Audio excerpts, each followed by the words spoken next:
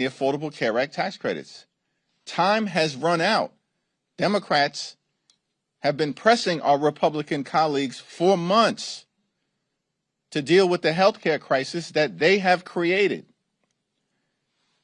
And in a matter of just a few weeks, tens of millions of Americans who live in every single state across this country are about to experience dramatically increased health care costs. In some instances, premiums are going to increase by $1,000 or $2,000 per month. How is that acceptable in the United States of America, the wealthiest country in the history of the world? That because of congressional inaction, people are going to go bankrupt medically or will be unable to see a doctor when they need one, when their families need one, or when their children need one. House Democrats are going to continue to press our case.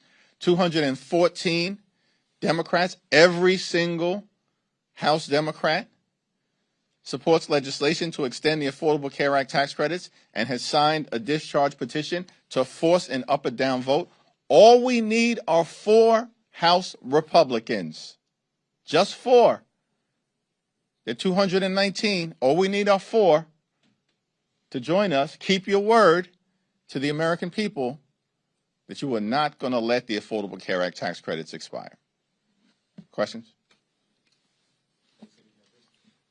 What are you hoping to get sort of information from this Day of 8 briefing? What do you hope to share? And just follow up to that, there's a provision in the NDAA that restricts some of the Pentagon travel budget if the video of that double tap strike is not released. Do you think that is an appropriate leverage point to try to force the hand of the Secretary? The full video of the double tap strike should be released to the American people so that the American people have an opportunity to determine for themselves whether that strike killing people who was shipwrecked and by all accounts were not presenting any threat to American military personnel, whether that kind of seemingly extrajudicial killing is consistent with American values. If Pete Hegseth and the administration think that their actions are justifiable, what are they hiding from the American people? Release the video. Thanks, Leader Jeffries. Outside of health care, what would Democrats do differently from Republicans in an effort to lower prices? Well, here's what we should do. We need to get rid of the Trump tariffs. And we cannot be confident that the Supreme Court will actually follow the law, because rarely during the Trump presidency have they done that. Instead, they've just bent the knee to Donald Trump and his extreme agenda over and over and over again, notwithstanding the fact that lower courts and judges appointed by Democratic and Republican presidents have consistently tried to rein in Donald Trump's extremism, only to have the Supreme Court reverse course, as they just did in supporting a racially gerrymandered map in Texas. So what House Democrats will do immediately to try to drive down costs is to eradicate the Trump tariffs as they've currently been put into place. Why? Because everybody knows the Trump tariffs have increased costs on everyday Americans by thousands of dollars a year on grocery items and on goods that are needed to live a comfortable, quality life in America. So we can start there as it relates to dealing with the high cost of living in the United States of America. The other thing that House Democrats are committed to do is driving down housing costs. There's not a single thing that House Republicans or Senate Republicans or Donald Trump and his administration have done to address the housing crisis in the United States of America. We're almost at the end of the year. And the most significant expense that the American people have to deal with on a month-to-month basis is their housing costs, either their mortgage, home insurance, or their rent. And Donald Trump can't see fit to do a thing about it? House Republicans have done nothing to lower housing costs when the overwhelming majority of the American people know that housing costs are out of control in this country? And Donald Trump, the so-called builder, the so-called developer, nothing from him to actually make housing more affordable in the United States of America? So there are a lot of things that can be done better, but Republicans don't have the will to do it. That's the problem. They just don't have the will to do it because they'd rather reward their billionaire donors with massive tax breaks, just like what they did in the One Big Ugly Bill. Leader Jeffries. Michael? Thank you, Mr. Leader. I want to ask about the AI commission that you announced this morning.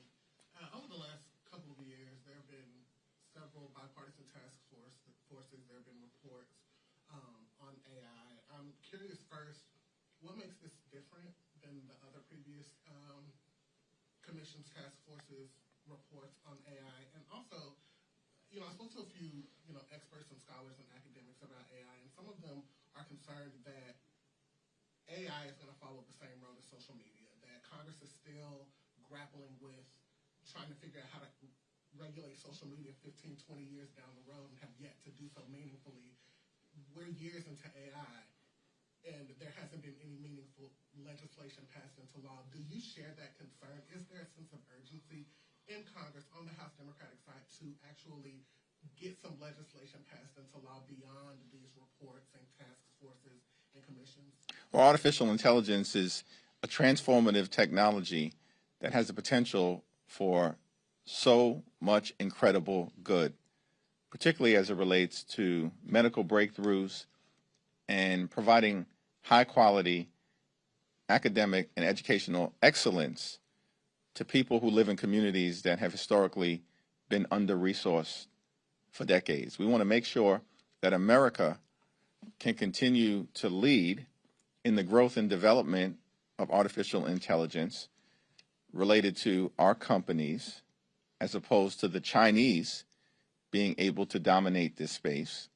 But at the same period of time, of course, it's important to figure out what are the appropriate policies that can be put into place by the Congress to make sure that there's a uniform set of standards across the country and that prevent bad actors from entering into the AI space and enabling them to do harm to the American people, something that no one should want to see. And so the House Democratic Commission on Artificial Intelligence and the Innovation Economy is going to engage in a thoughtful exploration so we can develop a set of policies in consultation with stakeholders all across the country, including experts within the industry space, because House Republicans have decided to abdicate their responsibility. We had a bipartisan task force that produced a very forward-looking report at the end of the last Congress. But Mike Johnson has decided to do nothing to actually re-engage. And so time is up.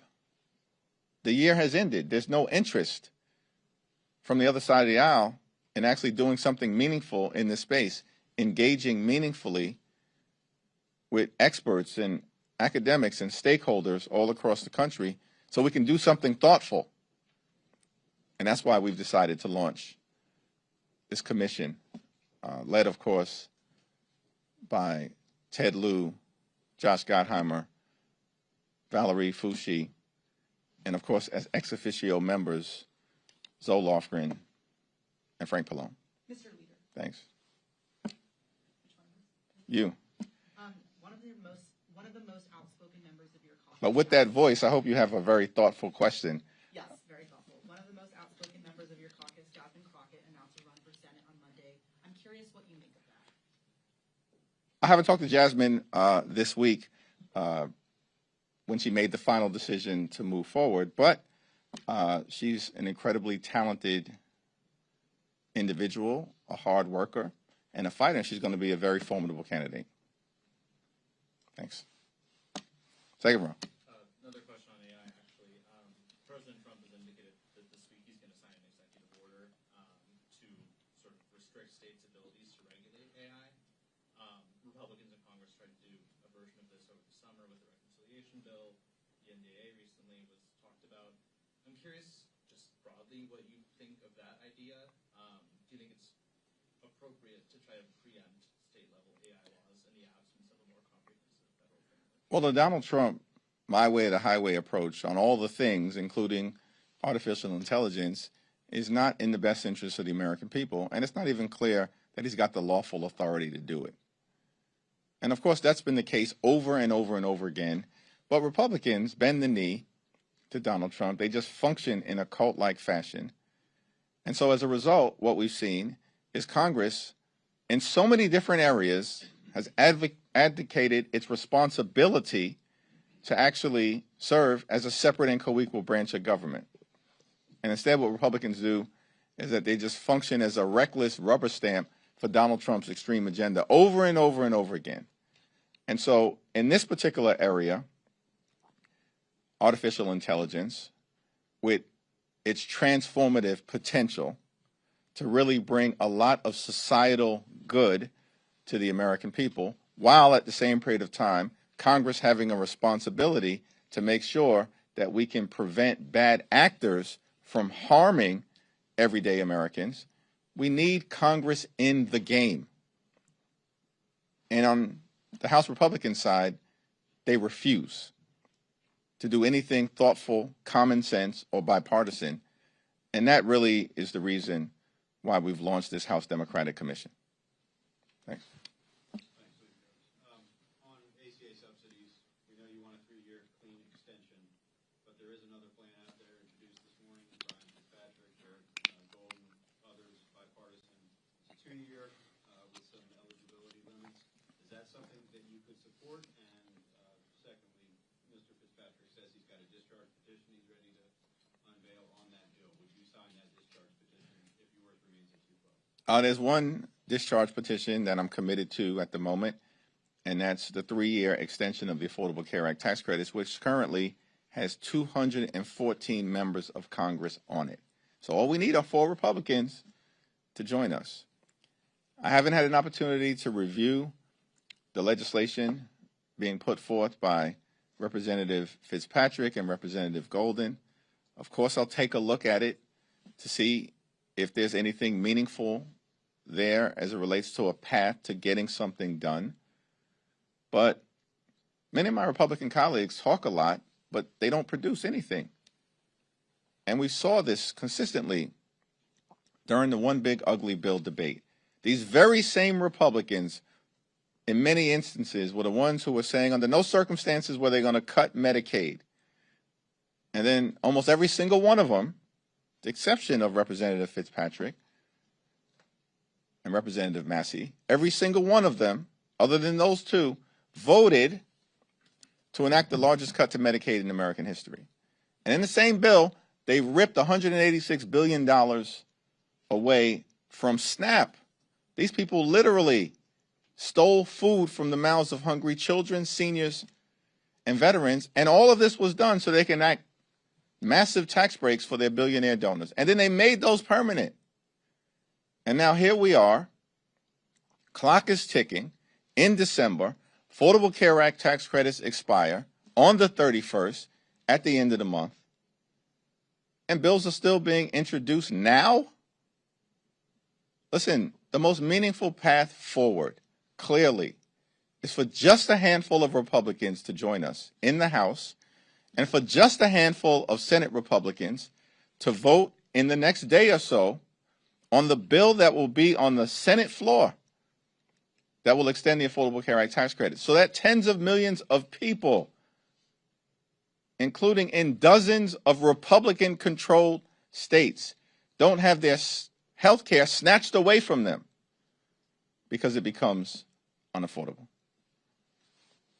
Thank you, Mr. Leader. 2 quick questions. One, as Democrats look to retake the majority in both chambers, are you planning to make an endorsement in the Texas Senate race?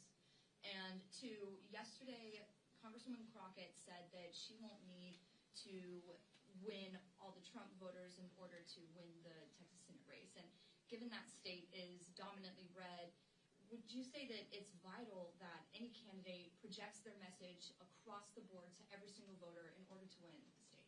Well, I think I'm obviously focused on the House, not the Senate, and we're only 3 seats short of taking back the majority, and we are going to take the majority back in the next Congress. The Republicans have been a disaster. They're totally on the run. They failed the American people. The cost of living is out of control. Democrats are the only group of people in this town and across the country actually interested in dealing with the affordability crisis. That's where our focus will continue to be. Donald Trump and Republicans don't even think that there is an affordability crisis. I mean, Donald Trump had the nerve to call it a hoax and a scam. Think about that. This guy just regularly lies to the American people. The same person who ran on affordability last year when he was trying to convince the American people to vote for him, and even said along with Republicans that they were going to lower the cost of living on day one, now says there is no affordability crisis. To me, that's what the American people are concerned about. Which party is actually committed to making their life better? That would be us, Democrats, as demonstrated last month in the off-year elections all across the country, which is why Democrats decisively won up and down the ballot. In terms of what's happening in Texas in the Senate race, before anyone gets to the general election, obviously there's going to be a competitive primary, and so we'll see what happens during the first Tuesday in March. Do you think any endorsement from you might add fuel to that fire and help get a win? We're still in the process of working through the House battlefield, so I've got no visibility into what we might do at any point into the future relative to the Senate. At the moment, we'll leave that to Chuck Schumer and the crew over there. You got it. You. Yeah. We'll go you, and then we'll go to you. How's that work? If Republicans try to pass the NDA on suspension, will Democrats provide enough votes for that to pass, and how will you vote? Well, that's still going to be evaluated. We have a leadership meeting today at 5:15. Then we have a steering and policy meeting where we'll have that discussion at 6, and then we'll have a caucus meeting tomorrow where we'll hear a presentation about the NDAA, as well as differing perspectives that might exist as to whether the bill has gone far enough at this particular moment to merit overwhelming support from the House Democratic Caucus. That remains to be seen. I want to ask about Congressman Henry Cuellar. Now that he's been pardoned by President Trump, do you think it's appropriate for him to be brought back into the fold, to be given his appropriations title back? It's my expectation, consistent with the rule that exists relative to this very issue, and as has been the case in past practice, that he would be restored to the ranking member subcommittee position that he's previously held. And it's my understanding that the Appropriations Committee on the Democratic side will be meeting to take that business up in short order. Congressman Luna last night accused you of blocking her stock ban discharge petition. She said that you're stonewalling. Any comment or reaction to that? Here's the interesting thing. I've never had a conversation with her. Know nothing about her commitment to this issue. And if she wants to lay out a path forward on this stock ban issue, where she parachuted in to the middle of it, she has not been part of the bipartisan conversations that have been ongoing, led on our side by Seth Magaziner, Representative Ocasio-Cortez, and Representative Pramila Jayapal, along with Joe Morelli, has not been part of those conversations. They've been led by Chip Roy. She parachutes into this situation. Nobody fully understands her intention. She's had zero conversation, as far as I can tell, with any of us. And so she's just shooting off at the mouth, as she always does. She's undermining her own credibility and position. If she wants to have a conversation, find me on the floor. It's Democrats who are actually serious about enacting a congressional stock ban. And we're committed to using every tool available to make sure that this happens. Why doesn't Representative Anna Paulina Luna go talk to the Deputy Speaker, Mike Johnson?